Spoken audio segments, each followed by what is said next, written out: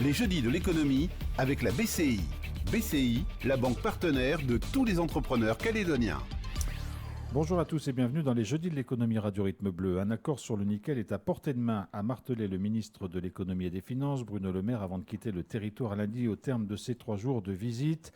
Il s'appuie pour ça évidemment sur les différentes rencontres et les discussions qu'il a eues avec les acteurs concernés. Alors un accord est-il vraiment à portée de main ? Comment réagissent les industriels confrontés, on le sait, à une urgence financière dans leurs usines ? Le secteur du nickel est-il au seuil d'un important changement d'organisation ?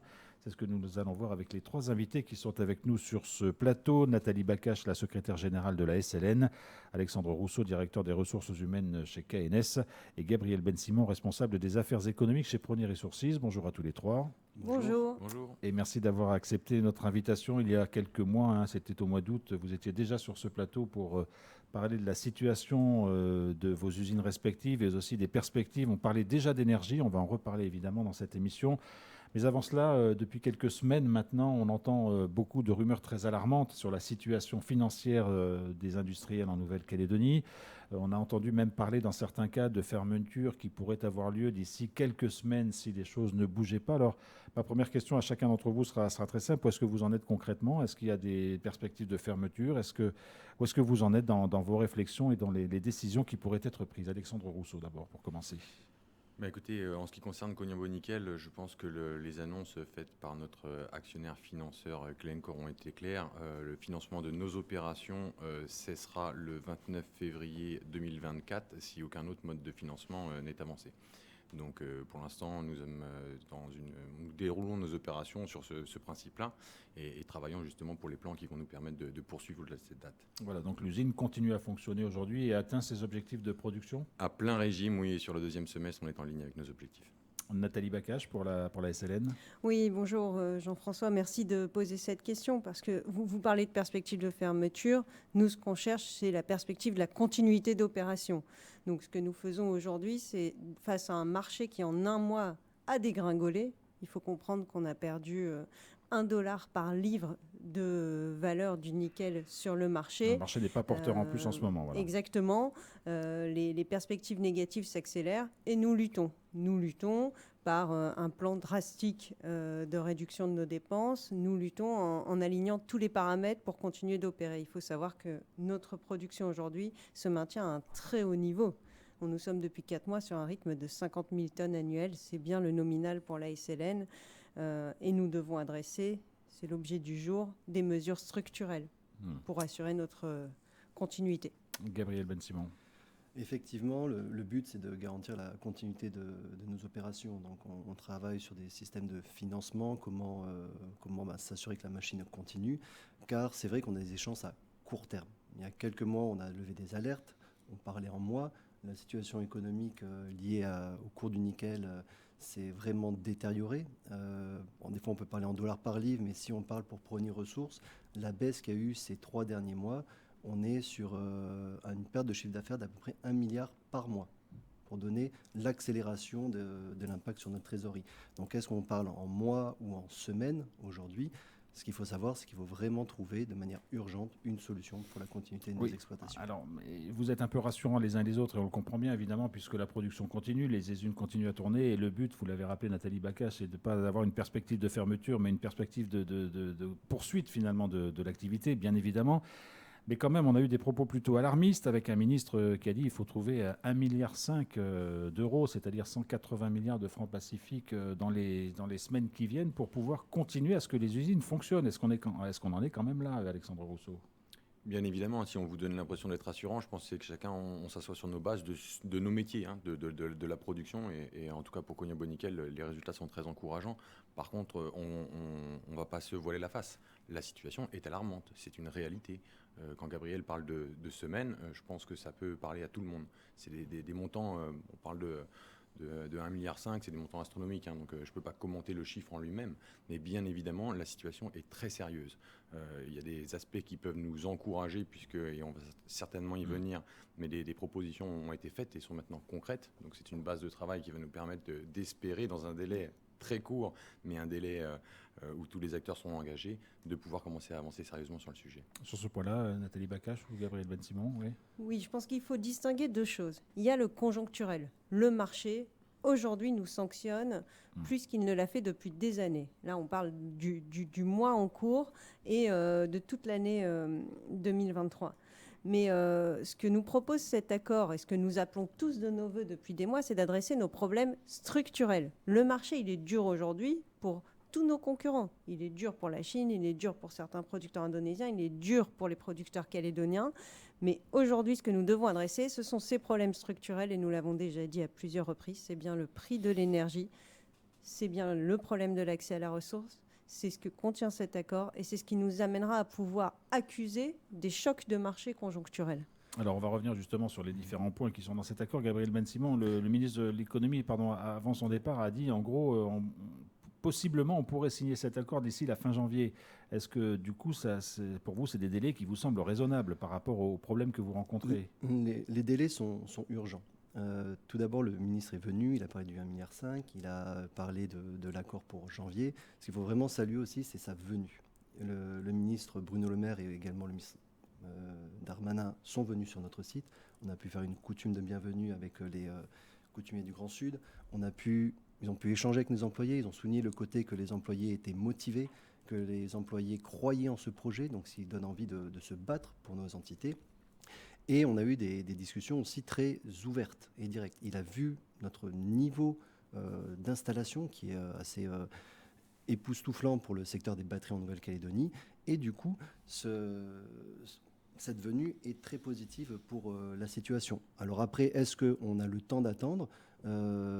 Chaque semaine qui passe nous rapproche des échéances qui sont totalement négatives pour l'économie calédonienne. Alors parlons maintenant de ce plan qui est en préparation, on le rappelle, puisque en partant, Bruno Le Maire a dit qu'il allait renvoyer un nouveau texte un peu amendé par rapport à celui avec lequel il est venu, puisqu'il aura pris en compte évidemment les remarques des uns et des autres, qu'il pourrait y avoir un accord préalable début janvier et la signature d'un accord final, pourquoi pas, d'ici la fin du mois de janvier. Cet accord se repose sur 3 axes, a-t-il expliqué. D'abord l'exploitation de la ressource, ensuite la question de l'énergie, et puis ensuite les débouchés à l'export. Cette question de l'exploitation de la ressource pour laquelle il faut faire une évaluation de la ressource, du montant financier qu'elle représenterait, ça vous semble le bon point de départ, et c'est-à-dire que sur cet accord, il faut vraiment que cette notion d'exploitation de la ressource et d'accès à la ressource, y compris la gestion de la ressource inutilisée, c'est vraiment le bon point de départ, Nathalie Bakache ? Ce qu'il faut comprendre sur cet accès à la ressource, c'est 2 choses. C'est à la fois l'autorisation d'exporter certains minerais non valorisables et l'autorisation d'exploiter nos sites. Oui, c'est évidemment un point fondamental, et ce n'est pas le seul. Nous disons bien qu'il y a 3 points à adresser. L'énergie, l'accès à la ressource, sans l'un ou sans l'autre, nos usines ne perdurent pas. Et 3e point, notre productivité, notre capacité à soutenir nous-mêmes nos propres coûts. Donc ce premier point, il est fondamental. C'est une partie que nous attendons et que nous travaillons avec les institutions calédoniennes, l'énergie également, et nos propres résultats. Sur la question de l'exploitation de la ressource, et dans le cas particulier de la SLN, on sait qu'il y a des problèmes aujourd'hui avec le président de la province Nord sur l'accès à des sites miniers. Est-ce que ces choses avancent ou est-ce que pour l'instant c'est dans l'impasse, et est-ce qu'il y a des discussions qui se poursuivent ? Alors, sur la partie autorisation d'exploiter nos sites, en particulier pour 2023, ce qui nous a marqué, c'est Poum et c'est Nepouy. Nos dossiers sont construits. Ils sont déposés, ils ont été instruits. Parfois, nous avons eu des réponses négatives. Parfois, nous n'avons pas de réponse et nous les attendons. C'est le cas pour Nepouy. Pour nous, c'est urgent de pouvoir exploiter ces sites. De pouvoir exploiter ces sites pour fournir le bon minerai à l'usine. Pour Nepouy, c'est fondamental pour atteindre les bonnes teneurs fondues à l'usine et pour que l'usine retrouve le bon volume de production. Plusieurs milliers de tonnes perdues lorsque nous ne pouvons pas aller sur le bon site à exploiter au bon moment et que nous perdons 0,1 point de teneur, 0,2 point de teneur. Qu'on se le dise, 25 millions d'euros sont perdus chaque fois que nous perdons 0,1 point de teneur au niveau de la SLN. Donc l'autorisation d'exploiter à Nepouy, l'autorisation d'exploiter à Poum, à ce stade, elle est refusée. Évidemment, ce sont des pertes abyssales pour la société. Là, on parle d'export. Donc oui, il nous faut ces autorisations d'exploiter.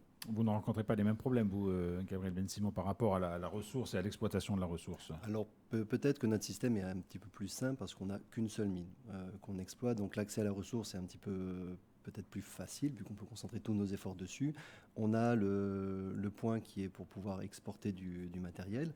Donc c'est pour une solution moyen-long terme de pouvoir exporter du minerai. Ça permettrait d'améliorer notre rentabilité. Du minerai valorisable ou non valorisable? Non valorisable, bien entendu, dans notre unité. C'est le minerai que l'on ne peut pas passer dans notre procédé. Comme le dit Nathalie, ce qu'on a dans nos mains, c'est la production et comment travailler sur la rentabilité. Sur la production, on a atteint cette année 3000 tonnes par mois jusqu'à notre arrêt que l'on a fait ce mois-ci. Et là, on part sur une production record pour le mois de décembre où on s'est aligné pour faire plus de 3500 tonnes. Et au niveau rentabilité, une exigence aussi du ministre des Finances, c'est que l'on devienne rentable. Et pour cela, on va enclencher un plan de réduction des coûts, une restructuration des coûts très importante dès maintenant. Alexandre Rousseau, sur cette question de l'exploitation de la ressource? Alors effectivement, le contexte de Cogno-Bonickel est un petit peu différent, mais j'aimerais bien revenir sur l'élément qui a été ajouté dans le débat lundi, qui est effectivement d'avoir une meilleure compréhension et connaissance de la ressource en Calédonie et de sa valorisation possible. Je pense que c'est des sujets, on le sait tous, qui sont sensibles et qui doivent être étudiés avec intérêt. Mais le simple fait qu'on avance maintenant sur cette question et qu'on soit plus sur une question un petit peu binaire du oui et du non, ça c'est intéressant. On va dire que nous, industriels, on a nos propres prérogatives, nos propres compétences. Les politiques ont les leurs. On peut se féliciter de voir que les discussions, en tout cas, se tiennent. Quelle en soit l'issue, ça, nul ne peut le savoir. Mais au moins, les discussions se tiennent et ont l'air d'être constructives. Alors Bruno Le Maire a dit lors de cette conférence de presse, et s'il a dit, c'est que les choses sont sans doute en discussion, qu'il faut aussi regarder la question des permis d'exploitation et qu'il faudrait faire, pourquoi pas, évoluer le dispositif existant. Ça vous semble un point important à mettre dans cet accord, Nathalie Bakache? Ce qu'il faut comprendre de cet accord pour tout le monde, c'est que c'est un accord de réciprocité. On attend accord qui n'est pas encore signé, qui est en cours potentiellement. d'élaboration. C'est un projet d'accord. Exactement. Et justement, il ne sera signé que si chacun apporte un élément à l'édifice. Donc nous attendons des financements massifs sur l'énergie d'un acteur qu'est l'État, potentiellement en partage avec d'autres. Si à ce moment-là, nous n'obtenons pas les autorisations d'exploiter dont nous avons besoin pour soutenir notre production, l'accord ne tient pas. Donc il ne faut pas envisager l'un sans l'autre. Sur la révision du système d'attribution des autorisations d'exploiter, je vais vous faire une réponse simple. Nous sommes une entreprise. Nous ne faisons ni de la politique, ni comme métier principal du droit. Nous respectons le droit. Ce dont nous avons besoin, nous, c'est de pouvoir accomplir la carte minière. Nous avons des sites programmés, des lieux d'exploitation, des dossiers déposés. Est-ce que nous pouvons, comme le dit le Code minier, avoir dans les 6 mois qui suivent l'enregistrement de la demande une autorisation d'exploiter parce que nous avons respecté le droit? C'est ça que nous attendons. C'est ça que nous attendons pour Poum, c'est ça que nous attendons pour Népouy et c'est ça que nous attendrons pour tous nos sites. Et ce problème-là d'obtention d'autorisation, il n'existe pas que pour la SLN. Il existe pour d'autres mineurs, soit par des délais trop longs, soit par des autorisations qui n'arrivent jamais.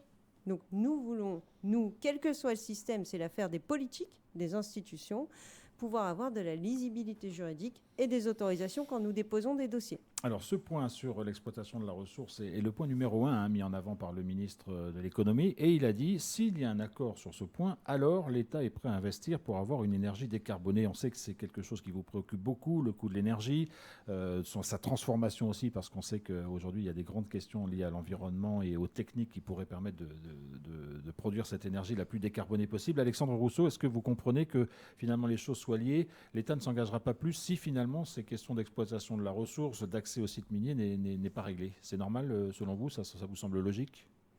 C'est une décision de l'État. Je ne vais pas commenter la décision de l'État dans la manière dont elle mène ce dossier-là. Effectivement, on parle de montants qui sont colossaux. Ça peut sembler légitime qu'effectivement il y ait des contreparties et des choses qui soient posées sur la table. Je ne viendrai pas commenter en revanche la pertinence de ce point-là en particulier. Il a été posé comme un préalable, mais il faut bien comprendre qu'il y en a un certain nombre d'autres qui complexifient l'équation, on va dire, pour trouver une solution. Donc, je pense vraiment que plutôt que de commenter la décision, ce qui est intéressant, c'est que ce document est sur la table. Je me permets de le répéter. Les négociations se sont accélérées depuis 3 mois, mais elles existent. On n'a pas été surpris par les situations auxquelles on fait face depuis probablement plus de 12 mois. Aujourd'hui, enfin, j'ai envie de dire, cette semaine même, un document a été posé sur la table. Je ne suis pas un grand spécialiste de toutes les questions nickel. La négociation, je connais un petit peu. À partir du moment où personne ne s'est engagé et a posé une proposition, on a très peu de chances d'arriver à un accord. Aujourd'hui, les chances ont augmenté, tout simplement parce que ce document existe et que, je le répète encore une fois, l'ensemble des acteurs autour de la table est extrêmement investi à la résolution de ce problème. Donc ça peut donner de bonnes perspectives. Alors qu'est-ce que vous attendez de cet accord sur la question de l'énergie? Qu'est-ce qui a été décidé? Parce qu'on a finalement assez peu de choses à part cet engagement de dire l'État va financièrement s'engager pour aider à la production d'énergie s'il y a des efforts qui sont faits aussi du côté calédonien. Dans un premier temps, il y avait une somme qui avait été évoquée, qui aurait pu être partagée entre l'État et la Calédonie. Puis finalement, aucune somme n'a été avancée parce que le principe n'est pas réglé. Enfin, qu'est-ce que vous attendez concrètement aujourd'hui, Gabriel Ben-Simon, de cette question de l'énergie? Parce que même si l'État dit je vais investir, on sait que ça va prendre des années aussi avant que les choses commencent à bouger. Et on a bien compris qu'il y avait des urgences très très rapides. Exactement. Alors l'investissement, ça prend du temps, ça prend de la réflexion, c'est comment faire le meilleur investissement. Donc ça, c'est pour du moyen, voire très long terme. Pour le court terme, effectivement, il parle de subvention et il parle de subventionner l'énergie. Et c'est pourquoi je souligne le mot énergie, c'est parce que c'est très important pour Prony Ressources. Nos deux collègues consomment énormément d'électricité.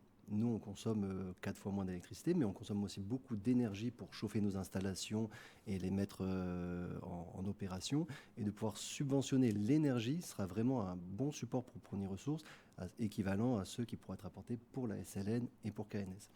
Donc ça, c'est une bonne démarche. Par contre, c'est une démarche et une subvention qui doit être urgente, comme on l'a précisé. Aujourd'hui, il y a un projet d'accord qui est sur la table, donc il y a quelque chose qui existe, quelque chose qui il s'appelle pour le sauvetage de la filière. Si on va là-dessus, il y a plusieurs conditions qui doivent être résolues, mais il faut qu'elles soient discutées et validées rapidement. Sinon, qu'est-ce qu'on a de l'autre côté? Aujourd'hui, on a un scénario où les 3 industriels disent que la métallurgie est en péril. C'est un scénario qui est inconcevable, qui n'a jamais été pensé ou probable dans le commun des pensées des Calédoniens. Mais aujourd'hui, il y a les 3 métallurgistes qui sont présents à plusieurs entretiens, qui sont aujourd'hui présents en disant c'est une réalité. Si rien n'est fait, c'est une réalité. Alors Nathalie Bacage, vous l'avez dit, c'est l'urgence des urgences, cette question de l'énergie. Mais qu'est-ce que vous attendez de concret? Pareil, une subvention qui vous permet de voir venir les choses, ou vous attendez peut-être plus d'engagement encore? Alors, ce qu'il faut mesurer au sujet de ce projet d'accord, c'est qu'il fait un grand pas. Le premier grand pas, c'est qu'il prévoit la solution de court terme. Il dit explicitement, il écrit ce que l'État n'avait jamais écrit auparavant, c'est qu'il y aura une subvention de court terme à la consommation électrique. Donc c'est pour se donner un peu d'air, quoi, en gros. Donc, ce que dit cet accord, c'est si chacun met sa pierre à l'édifice, si chacun fait le pas en avant nécessaire au sauvetage de la filière que tout le monde dit vouloir sauver. Personne ne dit je veux la chute de la SLN, de KNS, de Prony.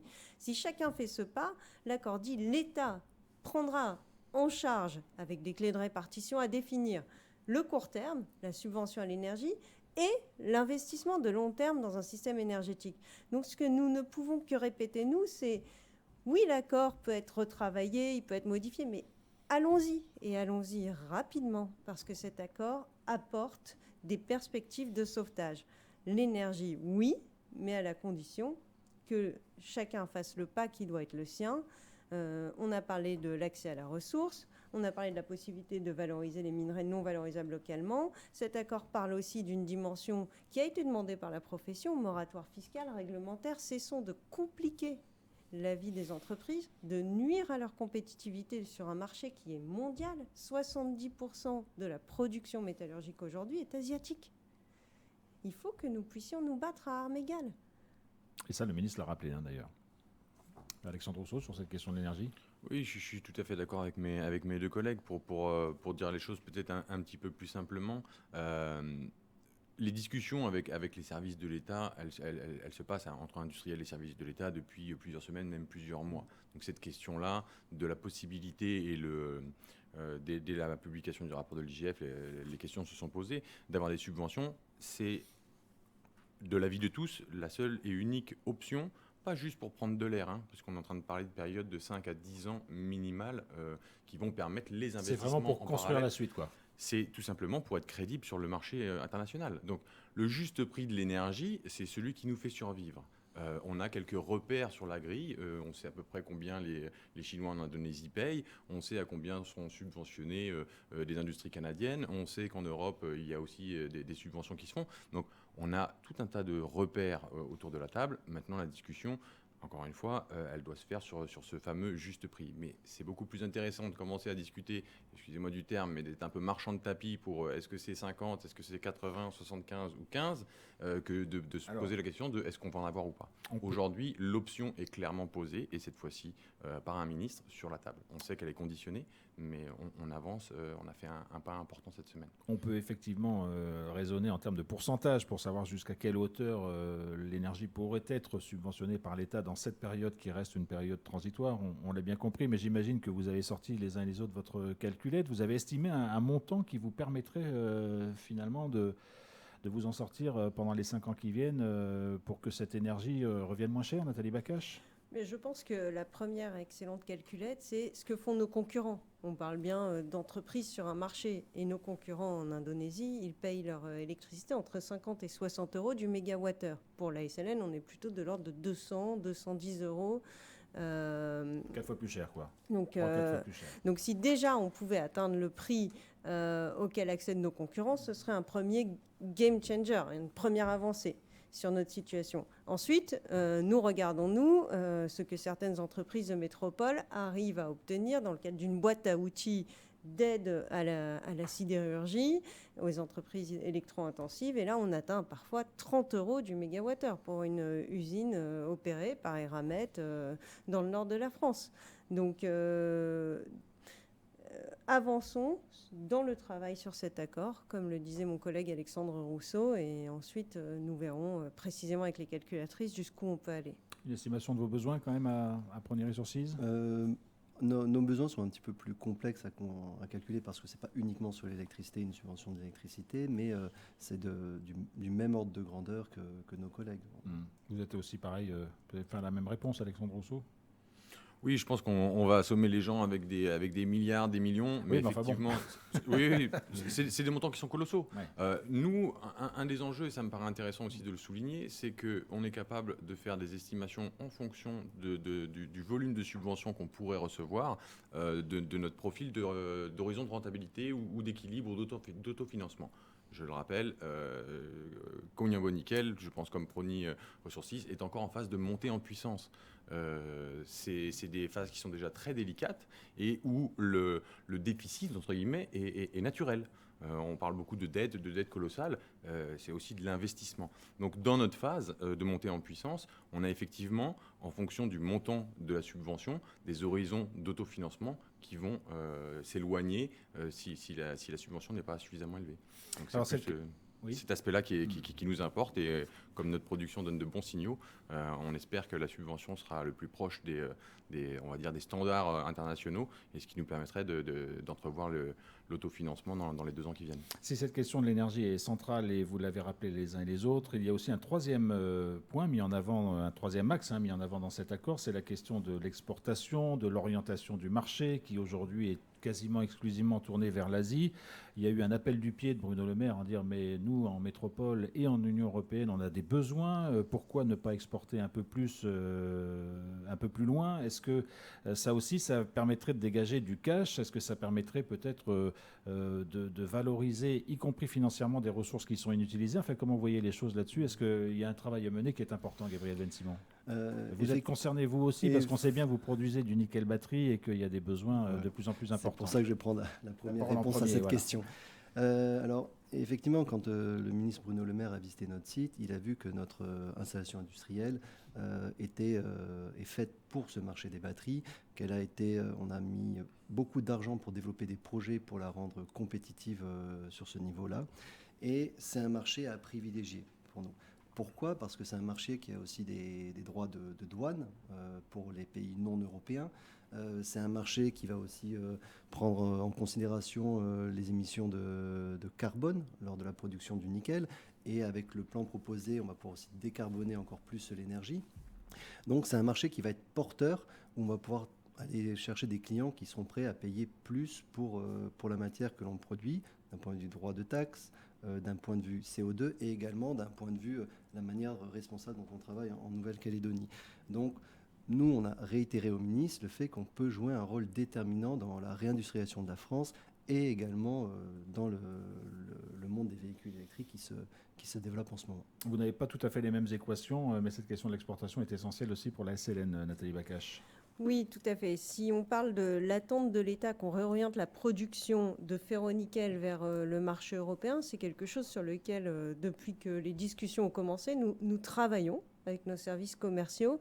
Ce n'est pas à première vue une solution miracle, c'est bien la suite, la contrepartie d'une réorientation de la filière dans le cadre d'un accord.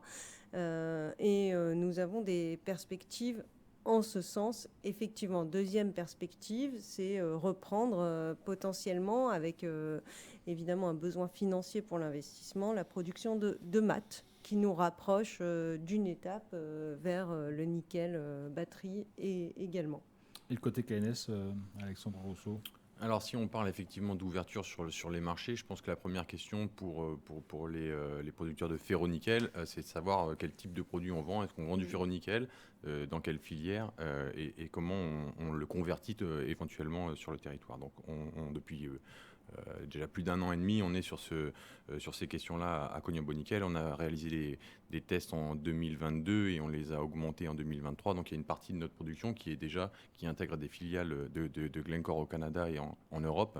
Et donc on sait que techniquement, la conversion est possible. Quel est son intérêt financier? Est-il meilleur de le faire localement sur le territoire et d'investir peut-être avec des synergies avec les autres sur de la transformation en maths sur le territoire? Ça reste à être étudié.